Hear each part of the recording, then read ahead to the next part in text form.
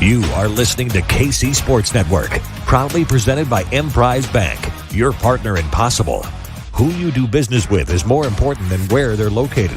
Bank from the comfort of your own home with Emprise Bank.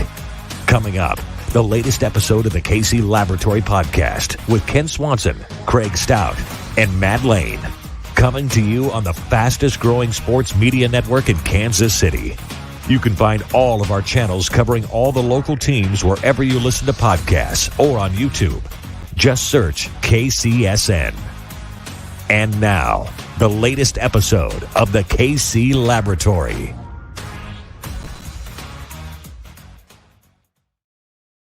It's a live edition of the KC Laboratory presented by Emprise Bank, member FDIC, our partners in possible. Absolutely wonderful working with our friends at Emprise Bank. Really appreciative of them. I'm also very appreciative of Matthew Lane. How are you, buddy? You know, I'm just happy that you were able to get in here and make it. You were fighting. You were struggling. You know, it was a game time decision, but you made it. You're here. We're happy that you're here, and we're extremely happy to be joined by the one, the only Craig Stout, who is in fact great. Oh, thank you for such a wonderful intro. You know how much I love that so much. We are in the start of the first set of doldrums of the NFL right here, leading up to the draft. Obviously, after the draft, it gets really quiet there for a little while. But yeah, Kent, buddy, we're glad you made it. It was a little touch and go there right before. We weren't sure if we were going to make it, but you're here, and we're going to put on a great show. We survived, and yes, we are going to put on a great show. I'm very excited today. This has been, I don't know, I'm energized, but this offseason has been energizing for me. I don't know why. I don't know exactly why. It's just something's different. Maybe it's just the fact that the Chiefs won the Super Bowl, and they're just, it's not playing with house money, but just you're enjoying the fruits. And, you know, you're enjoying the fruits of two straight great draft classes, and you're excited to see how things are going to shape and all that stuff. We are kind of going to assess the roster as it sits today. We're at multiple positions. We're going to do this for a few weeks here. Just kind of, you know, well, if there's breaking news, we'll break it, but or we'll talk about it. But I think what we're going to kind of look at is just different positions, where they're at, the state of the positions, draft needs, yes or no, all that kind of stuff. And today we're going to start with the offensive tackles and the cornerbacks. And so we'll start with the offensive tackles. Matthew, the floor is yours. Well, I mean, first we gotta tell the people how we are grading this current state of this roster, and so we're gonna go through position by position, kind of up until the draft, addressing where we think this roster is. Instead of doing a 1 to 10 scale or like colors or something weird and silly, we're gonna keep this very serious. We're gonna keep it very structured. We're gonna go with the cheeseburger scale. And for those of you, you're all fans of the Kansas City Chiefs. We're all fans of Big Red. We know the guy likes a good cheeseburger. So what better way to do this than kind of like local tied-in cheeseburgers to rate the Chiefs roster? So when we're looking at the offensive tackle room is where we're going to start. If we think it is elite, top of the line, we are going to go ahead and go with Andy's favorite, the Town Topic cheeseburger, right? If we think it is below good, like above average, so good, we are going to go with the Westport Flea Market cheeseburger. And let the record show that I believe the Westport Flea Market burger to be better than the Town Topic burger. Andy Reid, we are leaning on Andy's rankings here. Yeah. Okay. Right. Because like I would have Tay's Burger Shack number one if we were doing me, but it's not me. We're not doing me. We're doing Andy. So we got Town Topic is for elite. We got the Westport Flea Market for above average. If it's just below average, but not terrible, we are going with Whataburger. Okay. That's a Pat Mahomes brought it to y'all there in the Kansas City area. Get Whataburger. And if it's absolutely garbage, bottom tier wide receiver-esque, it's McDonald's. Okay. That is Chad Johnson. Please don't be listening to this. I'm sorry. I would love for you to treat me to some McDonald's, but it's going to be the bottom tier right now. All right. So McDonald's can take the hit. They can take the hit. Being at the bottom of the rank here, I think they're not going to lose any sleep over that. I don't know.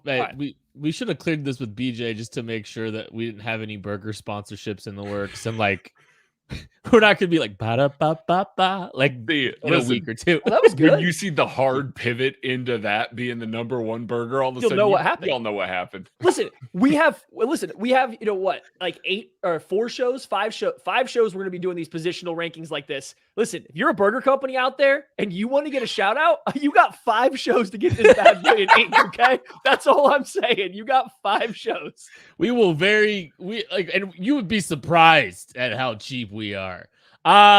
Hit the like button, hit the subscribe button if you're watching this. Appreciate everybody hanging out with us. We are going to do the offensive tackles first. We'll do the cornerbacks after. But let's just kind of get into the offensive tackle discussion. Again, Matthew, the floor is yours. Okay, well, I think we can rule out the town topic burger right away. I don't think we think it's elite. Although, actually, no, I think this is actually a relatively fair question, I guess, because I think we feel really good about the interior 3. I think we would say the interior 3 is going to be at that town topic level. It's going to be this elite level. It's hard to find a better interior 3 than Joe Thuney, Creed Humphrey, and Trey Smith. I think there's a little bit of question with Jawan Taylor, but I still think overall, if you're just looking from left tackle to right guard, I still feel pretty confident giving that a town topic burger looking around the NFL. The question is what happens at right tackle. So having a Lucas Niang, an unknown, a Prince Tega Winogo at right tackle, how far down the rankings does that drop us? I'm going to surprise people. I'm going Westport flea market burger for the offensive tackle position. I think when you have plus players at 4 spots out of 5, I'm okay with that. And especially when the 5th guy's a guy that's been around the room for a couple years now, there should be, I don't know about a ton of continuity because he hasn't played with them, but he knows the system. So I'm going with a solid Westport flea market burger for this offensive tackle spot. This one's tough for me because Jawan Taylor I really like. I would super like it if he was playing right tackle for this team because I feel like that's kind of his most natural, comfortable spot. I do trust this organization to maximize him and get the most out of him at the left tackle position. But as it stands right now, you're switching a guy to play the blind side from a position that he's never played before. He's moving over there. He's playing the blind side for Patrick Mahomes. Behind him, you've got Prince Tega Winogo right now. And then opposite him, you've got Lucas Niang, who hasn't been able to string together a healthy season. And then maybe Darian Kennard, who knows, who was transferred to guard before, but they drafted him last year with the intent of playing tackle. It looks like he's working really hard with Creed Humphrey, Trey Smith this offseason. Once again, one of Duke's guys. Always have faith in Duke's guys, but there's a lot of question marks for me in this group. I do like the assets that they've spent on it with Jawan Taylor. I might like it a little bit more if he was right tackle and they had another left tackle solution lined up there. Him moving to left tackle and being a question mark puts this one a solid Whataburger for me. I just think I have questions about the offensive tackle room specifically. Now, he's going to get a lot of help from the interior. He's got a lot of guys to lean on. Joe Thuney next to him. Feel really good about it. I'm with Maddie on that point. But if you're just looking at the offensive tackle position exclusively, not necessarily how they're being implemented in Kansas City next to those guys, or, kind of projecting them long-term with the youth and all that, because I agree with the process, really do agree with the process. But I think the overall talent quality puts it at a Whataburger for me. I think it's a Whataburger because that's the one that sounds the most like a question mark too. Whataburger? I tend to agree with I think the logic that you think. Like, I think there's potential to be a Westport flea market. There's, I don't know if there's potential to be a town topic, but I think, there are building blocks in place to put together a quality offensive tackle room. I think like we've seen this team help usher the transition from right tackle to left tackle before smoothly. And the Chiefs have arguably the most talent that they've had in the left tackle position spot since Andy Reid's got here. I mean, Jawan Taylor is uber talented. He's a very talented football player. Arrows pointing up. I'm extremely excited to see him. Right tackles, obviously, there's a lot of question marks, but there are early, there's an early draft pick in Lucas Niang, who, by the way, the Chiefs trusted enough to put on the field in the Super Bowl in the red zone on 3rd down. That tells you something. They were willing to burn Andrew Wiley on a tackle eligible play. Maybe they thought it was going to work. But they had to go to Lucas Niang, and Lucas Niang played a snap in a very, very, very meaningful moment in the Super Bowl for this football team. That should tell you something. I think that's a very important caveat to add. But I'm just not ready to make any sweeping declarations about this group beyond just a Whataburger status. Can I ask a follow-up then to you guys before we move on here? Yes. Okay. Juwan Taylor plays left tackle at the same level he played right tackle for the Jaguars. Does that change your ranking? Because then now all of a sudden you're getting we've all agreed the interior 3 is elite, and Juwan Taylor by himself, just isolated at tackle last year, was at least was what, a flea market burger, right? He's above average. Yeah. Yes. So if he plays that same way at left tackle, do you guys automatically bump up to, a pretty solid ahead? Like, what's stopping you from saying this offensive line is better than average in the NFL right now? Well, first of all, Lucas Niang hasn't been able to stay on the field yet. And that could change. That absolutely could change. Prince Tiawanogo has bounced around for a couple of teams right now and has struggled to get on the field because of health and availability. And Darian Kennard got moved to guard last year. And it wasn't because he had a long line of guys in front of him at right tackle. One of those 3 guys would need to make an improvement, because I don't think that you can even lampoon the 3 of them into that position. Yes, they're certainly going to add a guy, which we can get to here in a little bit, but on its face right now, I don't trust any of those 3 to be the right tackle for an entire year. I just don't. I think that there's too many question marks, and because that is kind of an empty spot right now. Even if Juwan Taylor plays really well, I would struggle to bump it up into that above average position, just because, even if you called that out, just because there's enough question marks at right tackle right now. So I'm going to have another follow-up for Kent to answer this half of it here. Okay. How many offensive lines in the league do we think have 0 questions across all 5 spots of the offensive line to say a team that has 4+ starters could be so bad at only one position that drops them to below average? I don't think there's a single team in the NFL that has 5 good offensive We're not linemen. talking about the whole offensive line, to be We're fair. not. Just offensive tackle. No one's arguing the whole offensive line, Matthew. Oh, but that's what we were giving a burger ranking here. You said offensive tackles. Okay, you're right. You're fair. Okay, we're fair. Okay. This is going. Fair. I see the disconnect all of a sudden, because I was wow, I'm a little surprised how high I thought we Matty were is going on all the offensive tackles. line here. This is the most offensive line. This is the most Matty game of all time. It's not a game. I thought we were doing offensive line. Okay. I scheduled it out for offensive line. We're doing only offensive tackle. Understood. Got the burgers crossed. Okay. How disappointed would you be if you were going to the flea market and ended up at a Whataburger, though? Buddy. Yeah. Buddy. Yeah, you have to go to, you gotta be coping right now, bud. If you don't bring cash to the flea market, then you have to go to Whataburger. Oh. Yeah. Okay, I'm officially lowering my grade to a Whataburger because I really was on the impression that we were going offensive line here. This is also my fault because I even wrote offensive tackle. I'm taking the blame for this one. I'm looking at the text right now, Matty. I will take blame for this. This is all on me. I'm taking responsibility. I'm not gonna throw my teammates under the bus on this one. I'm not gonna Kyler Murray this. This is my fault. We can just move on to the plan. I think how to address the offensive tackle only position going forward. Yeah, I think we probably should, but why don't we take a quick break and recover? Whether you're a Chiefs, Royals, Sporting KC, KC Current, K-State, KU, or Mizzou fan, we've got you covered. Thanks for watching this production of KC Sports Network, proudly presented by Emprise Bank. Hit the like button, hit the subscribe button, please, for the grace of God. So short. Short break. We're gonna get back to the offensive tackle position. So we're sitting here looking at the tackle position. Obviously, left tackle's taken care of. Not offensive line. Not offensive Thank line. you, Matty.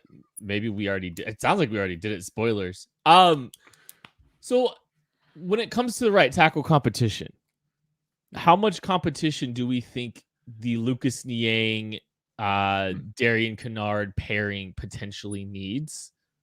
Do we think that? I mean, is this a top 100 pick? If at all, where's your line here? Let's just say, where's your line personally, Matthew? At tackle. Line for what? What am I drawing a line on here? Okay, Candace, I'm just gonna unload this. I think the moment the Chiefs signed Juwan Taylor, it immediately became left tackle, left tackle, left tackle. That tells me right there less about Jawan Taylor, and it does that the Chiefs have an option that they are at minimum okay with at right tackle. That's an option can't be a potential draft pick. So somebody on the roster they are at minimum okay with, or I don't think it would be Jawan Taylor as a left tackle, left tackle, left tackle. It would be offensive tackle. We'll see where he goes. They immediately shoved him to the left side. That lets me know that they think that there is something they can already do on the roster at the right side. Not saying they won't look for an improvement, but I think right now, if they had to go play a game today, they feel okay with what they have at the right tackle because that's their goal. That's their plan. That's what they want to do going into every draft. I think that's Lucas Niang. He clearly was getting the second team reps going into the Super Bowl, hence why he was the one that was on the field, hence why he was the one that got to play when Andrew Wiley was out. I think they feel okay with Lucas Niang going out there with the starters if they had to play a game right now, and that's the reason that Jawan Taylor was left tackle, left tackle, left tackle, never even contemplated right tackle. I mean, I would agree. I would agree. I think that they're very comfortable with those two going out there on the field, taking snaps at left tackle and right tackle, and not feeling like they have to spend a round one pick or trade up or make a big move to try and fill that position. I think that there's something to be said for a guy like Darnell Wright having his second official visit with the Kansas City Chiefs, offensive tackle out of Tennessee that played both left tackle and right tackle. We believe he has been on a top 30 visit. There are context clues to believe that Darnell Wright is not just in the Kansas City airport because he heard it's awesome. That's true. Yes, I should not make big assumptions as to the fact that he's here for a top 30 visit, although why else would he be here? So Darnell Wright, who may or may not be visiting with the Kansas City Chiefs, has that left tackle, right tackle flexibility. More comfortable at right tackle, did play some left tackle at Tennessee, has played exactly the amount of left tackle in the NFL as Jawan Taylor. You can line those two guys up and see who fits best with you. Like, make that an open competition between those two guys with Lucas Niang as a swing tackle, Darian Kennard and Prince Tega Wanogho as depth. Now I'm comfortable. I'm super comfortable with it. And I think the Chiefs would be as well. But that floor is there, like Maddie said. Knowing that you can go into the season, you have spent enough time with Lucas Niang to say, hey, we trust that he can line up and he can play over there. As long as he's healthy, we are comfortable with his level of play out there. And to be honest, what we've seen out of him has been fine. It hasn't been elite, but it has been more than fine. So if he can stay healthy, that's the big question there, then yeah, maybe the Chiefs do sit there and say, hey, we're going to be comfortable. We're going to be able to do what we can do with him as the right tackle. We don't have to force anything else, but it does keep the board open for competition. So I go back and forth on this a lot because investing in right tackle early turns like I think Orlando Brown, Jawan Taylor is a wash. I think it's going to become and be proven to be a wash at best or at worst. I'm sorry. I genuinely think Jawan Taylor has ceiling to be a much better tackle, a better fit for this football team. I believe that this move will pan out wonderfully for them. Andrew Wiley was up and down last year. There were some real rough moments. He finished strong, played well in the Super Bowl, got a little bit of money. A Darnell Wright turns a strength into a bigger strength, potentially, in a big way. But the question is it best to allocate those resources elsewhere to try to fix other problems on this roster and deal with the fact that you're probably getting, four offensive line pieces taken care of. And now you're just kind of, trying to figure things out and hope Lucas Niang holds up okay. Maybe you throw Prince Tega Wanogho out there. You're throwing numbers at it. Are you content with the numbers that you've thrown at it? Or are you just going to say, you know what? We're going to draft Darnell Wright early. We're going to probably move on from Joe Tooney next year. So now we're going to have 4 of the 5 locked up for this year. And then, you're probably going to move on from one of a Creed Humphrey or a Trace Smith. These are the things that are going through my head about where to value the right tackle position. Mm-hmm. Well, this takes me back to talking about the entire offensive line, but still focusing on the tackles, because that's what I do around these parts. You've got investment into 4 offensive line positions. I don't think there's a reason to make sure that you have a heavy investment into the 5th. And so I don't know if you go into this draft thinking you have to get another high investment, a high draft pick, spend money, whatever it may be on a right tackle. Very few times are teams going to spend that level of capital, whether it's monetary or in the draft, on all 5 offensive line positions. I'm not saying it's a bad idea. It's just not something that every team does. Not every team thinks you have to do that. So the Chiefs have spent heavily on their left tackle. Now's kind of the time that I think they need to try to get by with a lower spending on the right tackle. Now, you can get cash savings by drafting a good right tackle. Don't get me wrong. That's where cash savings come from. But when you look through this roster, there's still other holes that could use a round 1, a round 2 draft pick. Is this roster currently the way it is with 4 quality offensive linemen that you've invested in? Is that really the spot where you want to spend that round 1 pick or that round 2 pick right now? I get it. Protect Patrick Mahomes, save him from getting hit. Guess what? He's made pretty average offensive tackles look pretty decent his entire career. Mike Rimmers made it a good chunk of his life at right tackle, or a good chunk of his season at right tackle, and looked fine. Andrew Wiley was a guard. His first year starting was a guard in place of Lucas Niang when he got hurt, was a guard who kicked out to right tackle. And guess what? He looked fine. He looked so fine that he started the following year and went on to get paid by Washington. And now they might still move him back inside. Like, Mahomes can make offensive linemen look better than they actually are too. It's not just wide receivers or tight ends he can make better. So is it really the best spending of assets to go ahead and put more into one position group of the entire 53-man roster? I don't know the answer. It's just I'm with Kent there, and that's where my head goes. I don't disagree with that line of thinking. I think that that's smart. And, I think that you've given yourself a high enough floor.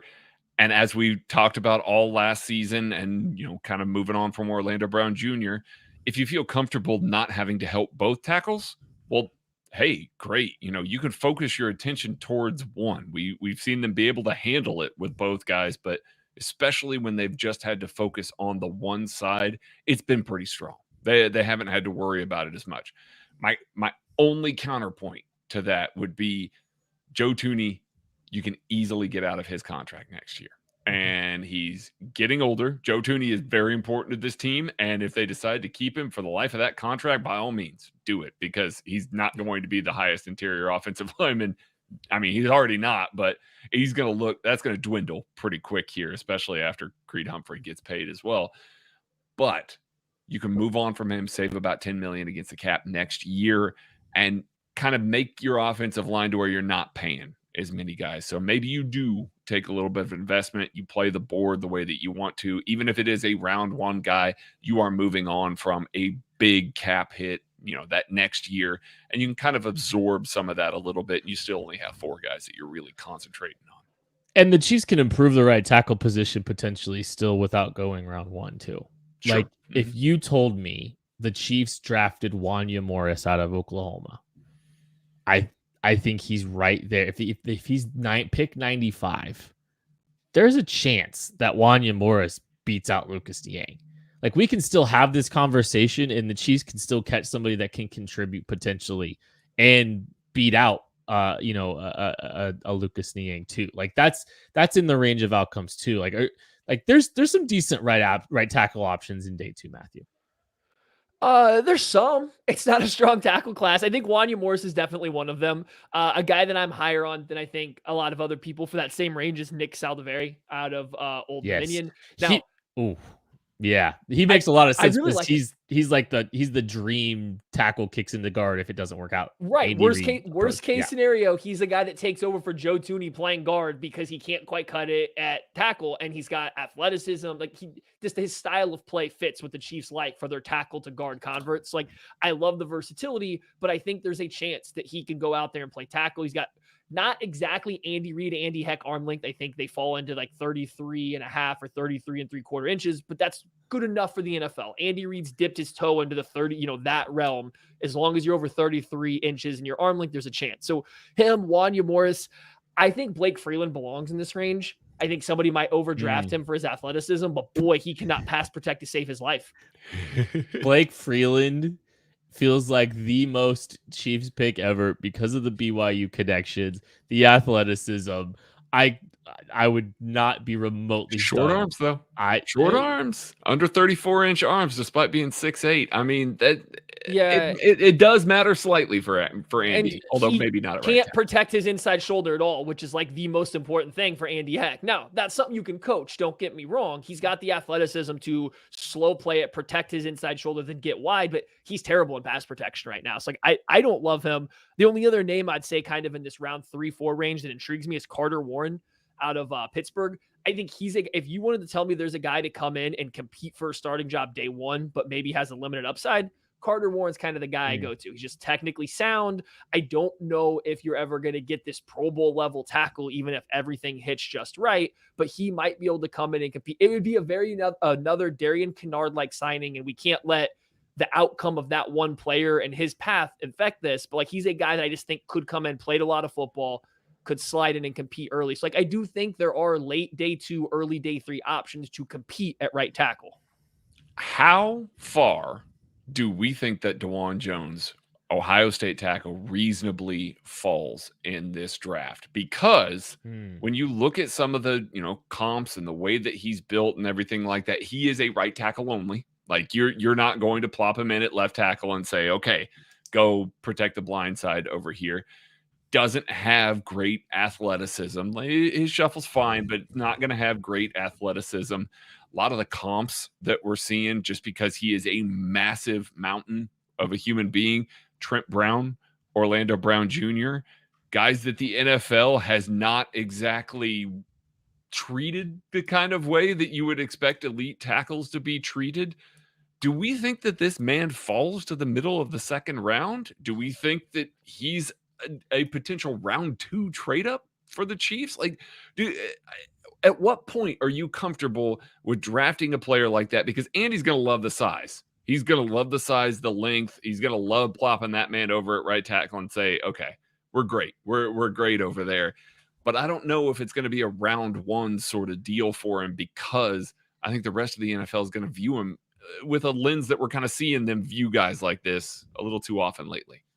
I mean, I could see it. I mean, like, you have to be pretty aggressive with your trade up. You'd have to, feel good about the roster composition after pick 31 too. So that means, maybe it's the receiver. You get receiver locked up at 31. One of the receivers fell to you. You feel good there.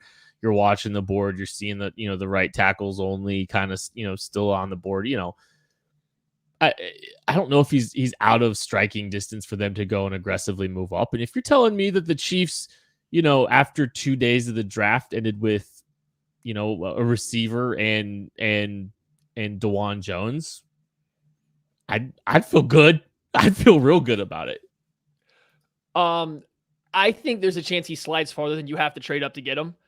He didn't work out at his pro day, and I think he has to go back to the combine for medical rechecks, and that probably becomes scary when you're dealing with a guy that's 375 pounds. We spend a lot of time talking about how for the Chiefs, specifically going to DeJuan Jones, the Chiefs, we talked a lot about how Orlando Brown Jr. just wasn't a great fit because of his size. DeJuan Jones is like 30 pounds heavier than Orlando Brown Jr. You ever seen him try to change directions? It's rough. Like, he moves really well for a 380-pound guy, but that still's not moving well. So I don't know. I think he's a really bad fit actually for the Chiefs scheme. I think he can't change directions very well.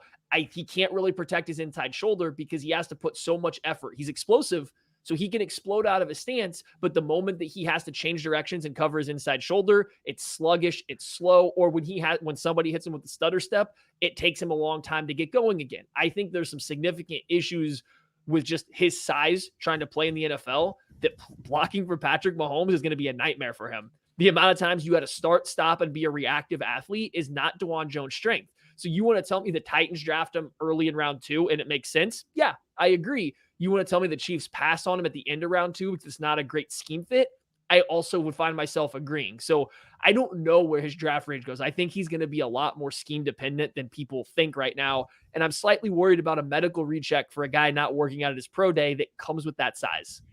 Right. DeJuan Jones, you are a Baltimore Raven. Yeah. We're going to take a break. We'll be right back after this. Whether you're a Chiefs, Royals, Sporting KC, KC Current, K-State, KU, or Mizzou fan, we've got you covered. Thanks for watching this production of KC Sports Network, proudly presented by Emprise Bank. One of the biggest topics in the town is how the Chiefs nailed the cornerback position in a big way last draft. 3 rookies playing significant snaps at the cornerback position, on top of a L'Jarius Sneed. So much to the point where the Chiefs traded away Rashad Fenton, a Steve Spagnuolo staple who had played a lot of snaps the year prior in the middle of the season. They were ready to roll with the youngsters, and they paid out handsomely.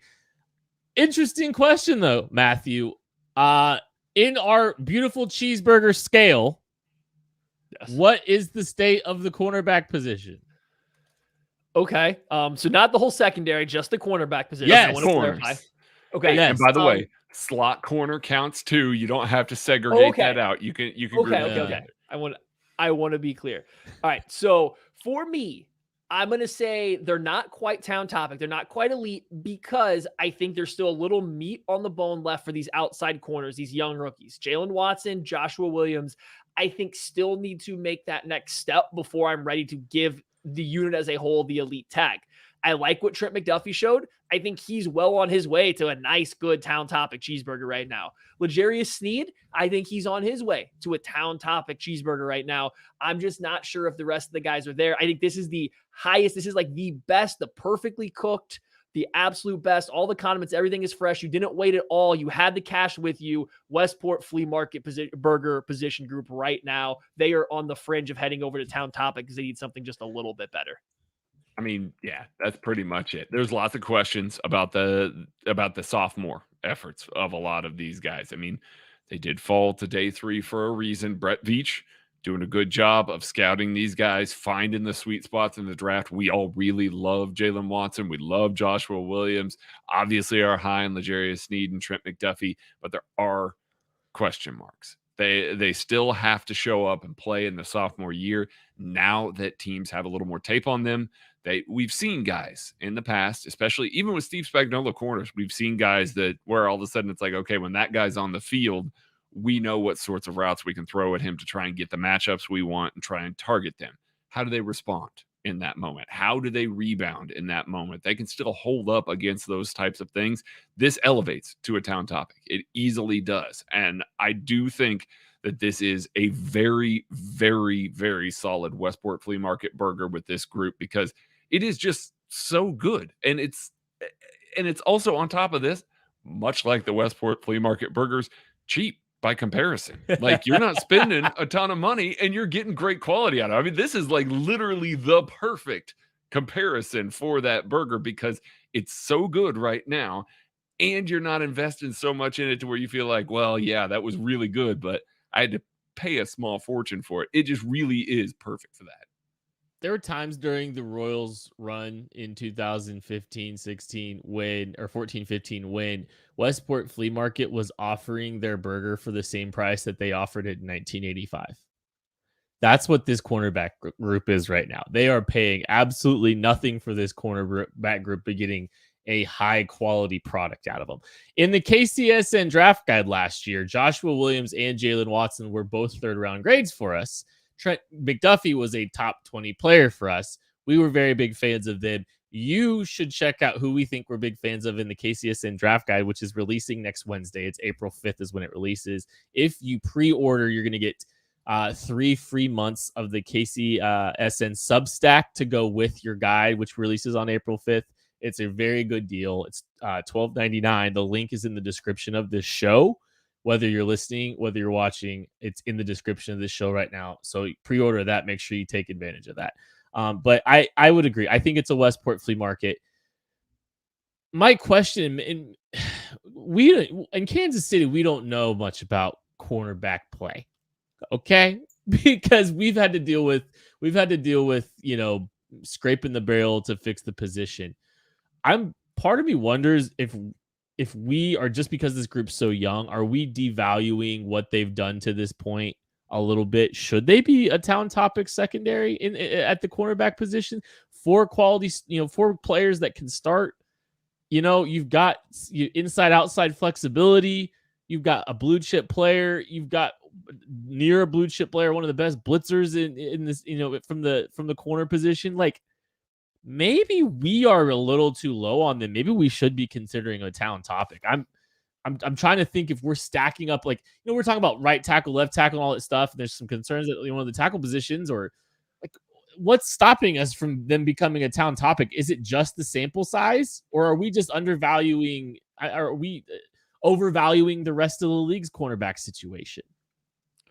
It's partially sample size, but I also think you have to go back. I mean, the Chiefs protected their corners a lot last year, right? And like, we can all go pick out games and moments in which Jalen Watson and Joshua Williams were picked on pretty bad. I mean, you can make an argument that it was a big reason they lost, maybe the Bills game, and stuff. Like, you can point to specific situations where they looked and played like rookie corners, right? Like, that very much was happening. And that's what's stopping me from saying right now that they are a town topic burger. What we're putting here is the elite, because that's what Andy Reid says is the best cheeseburger in Kansas City.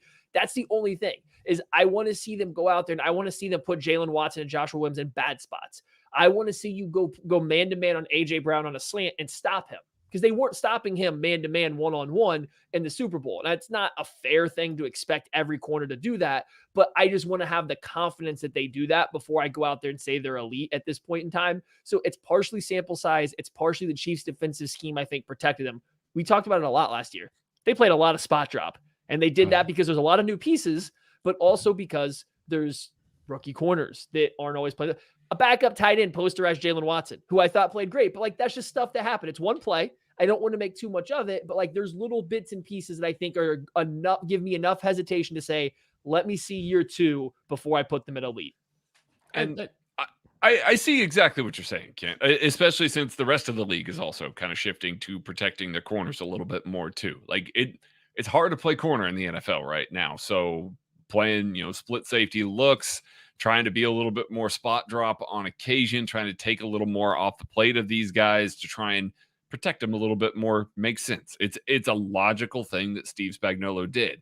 However, I don't know that you look at this group and you say, okay, they got to line up and they got to play man. I know they got a guy that they can count on to line up and play man against not even like elite wide receivers, because you're never playing man against Tyreek Hill without help. But let's say, like the lower end wide receiver 1 guys, you don't want a guy on this roster isolated in man coverage right now against that. And I think that's the next step that you want to see before you elevate it into the next kind of echelon there, because you are limited in the fact that you can't play a ton of man coverage, which means that you're not going to be able to blitz some of the ways that you would like to be able to blitz guys like that. You are more locked into zone coverages, which is fine because Steve Spagnuolo has an entire bag full of them that he can rely on. That's not a bad thing by any means, but the flexibility and ability to be completely versatile, line up, be truly amoebic on the back end, and keep the offense guessing with your coverages all season long is going to be difficult with this group. And they didn't even try it last year. Like, towards the end of the year, they slowly kind of turned the dial a little bit until you started seeing some more of those coverages. And then, it didn't go any further than that. And that's fine. It got the job done, obviously. I would expect something similar again this year, but it's going to be limited by the personnel there, and that's why I can't elevate it into that upper echelon yet. It is a great problem to have right now that we are debating where on the Andy Reid cheeseburger scale that a cornerback room that has 3 of their players with 3 years of club control left at minimum for Trent McDuffie. What a spot to be in. But I'm greedy. I'm a little greedy. And I look at this draft class, and you hear Mel Kiper saying, I believe in the last today or recently, that he thinks there's 40 corners that can make a roster /play, contribute. There's a lot of corners in this class. I'll just ask the question: what's the earliest you feel good with the Chiefs investing one of their 10 draft picks in the cornerback position, Maddie?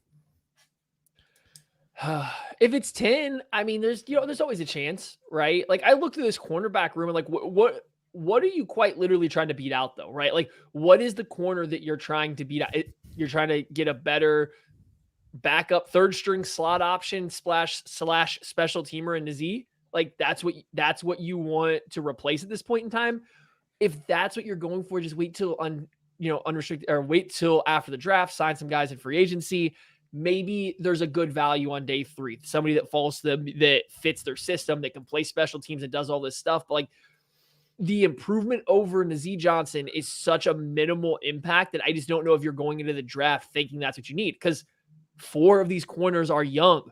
5 of these corners are young. Let me put L'Jarius Sneed back in this bucket. Mm-hmm. The entire room is young. The only person you're remotely considering not being around for the next 3 years is L'Jarius Sneed, and that's only because you don't want to pay him. That's the only guy, and even still, you have 3 young guys sitting there waiting. So I just don't know if there's a need. I would not be surprised at all to see them not draft a corner in this class, and so maybe you see a guy, like I said, come in on day 3 because of a good value, but I think they can easily go 10 picks without addressing corner.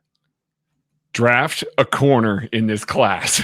I will pound the table for it. It's so good that we're to the point that dudes that you're picking up maybe in round 4, when you re-rack your board and you're standing there and you're looking at it, you're probably going to have a corner near the top of it because it is that good of a group. And there are some athletes on here. If you read the KC draft guide coming out next Wednesday, you will see the cornerback athletic piece that I am writing for the KC draft guide. It is a very predictive measure of how cornerbacks will translate in the NFL. It once again was predictive last year. It looks like there's going to be a strong group of them this year as well. However, I separate them out into tier 1, tier 2, tier 3, and tier 4. Usually every draft class has, 6, 7 guys that are kind of floating around that tier 4 ranking and stuff like that. This class right now, coming out of the combine, has zero tier 4 athletes. This is an incredibly athletic class. It is an incredibly technically sound class. Eli Ricks has to be close to a tier 4. Okay, Eli Ricks is really bad. He is close, but actually, he's actually a tier 2. But yeah, we'll get into that after this. But there's a lot of guys like that I think that you can take a swing on in day 3 of the draft.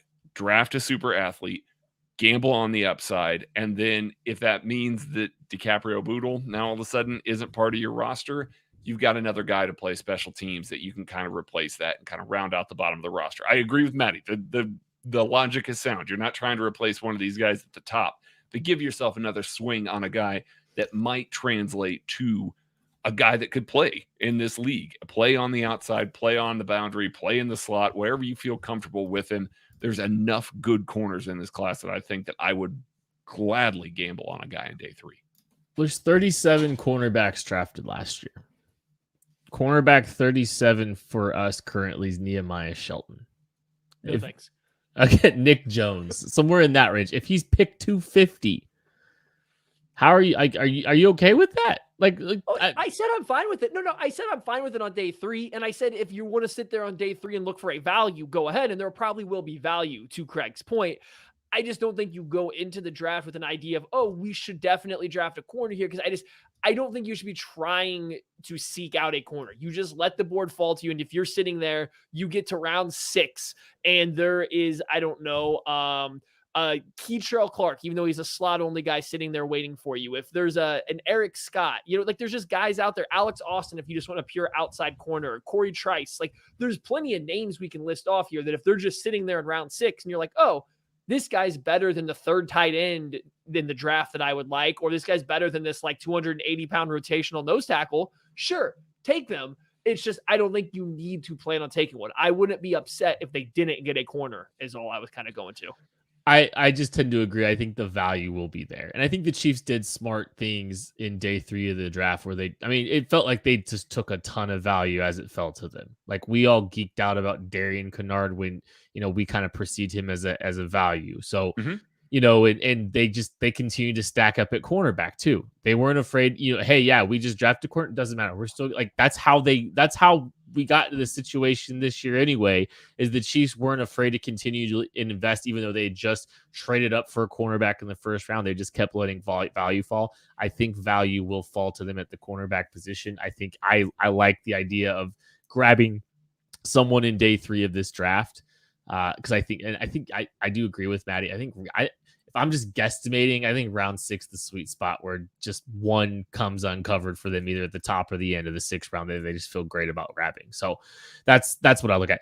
Free agency. Do we think that there's, like, do they try, like, to your point, hey, like, that's just adding more youth to this group? Do you think that there's any thought about maybe trying to just add a vet minimum deal type cornerback just to add some more experience to the room? Or I mean, I have my thoughts, but I'll let you go. What do you think? I think if this is kind of a cheating answer, because I'm going to go to the secondary as a whole, but I think Craig brought up DiCaprio Bootle, and if I think the Chiefs are adding somebody, it should be somebody that can do this bridged role of a safety / nickel corner. I think that's where you will get the most value. So, like, that's what I would be looking for. I don't see any reason to go to the vet market for that. To your guys' point, there will be value at guys that can probably do that in this draft. If they wanted to go sign somebody in that role, if they're like, oh, we don't love Mike Edwards and Justin Reed and Brian Cook's ability in man coverage, what if we have one more guy that can maybe step down from safety and play in the slot? That would be where I could see them making a veteran addition. I would be kind of surprised outside of that. I mean, they've got some dudes on 1-year deals that I could see them bringing in to see if they kind of raise the roster a little bit. Like, there's Byron Jones is out there. William Jackson's out there. Marcus Peters is out there. Eli Apple's out there. I don't think he's coming to Kansas City. Kyle Fuller. I mean, but there's a bunch of guys that are floating around that like 30 range where you be bringing them in as a 1-year deal, just kind of seeing if the juice is worth the squeeze, seeing if they got a little more life left in them. And then in that case, maybe you don't have to rely on your 2 day 3 picks from last year to kind of shoulder the load a little bit more. I don't love that. I think that that's a progress stopper. I would rather trial by fire with Joshua Williams and newly adorned number 2 Joshua Williams and Jalen Watson. But I could see them maybe taking a gamble just because there's enough guys out there that are kind of floating around that probably still have a few snaps left on their legs that could offer something to this team. Adorned is the Craig Stout bigger word of the day. That is going to do it for the KC Laboratory. Thank you all so much for listening. We appreciate you, and we'll catch you later.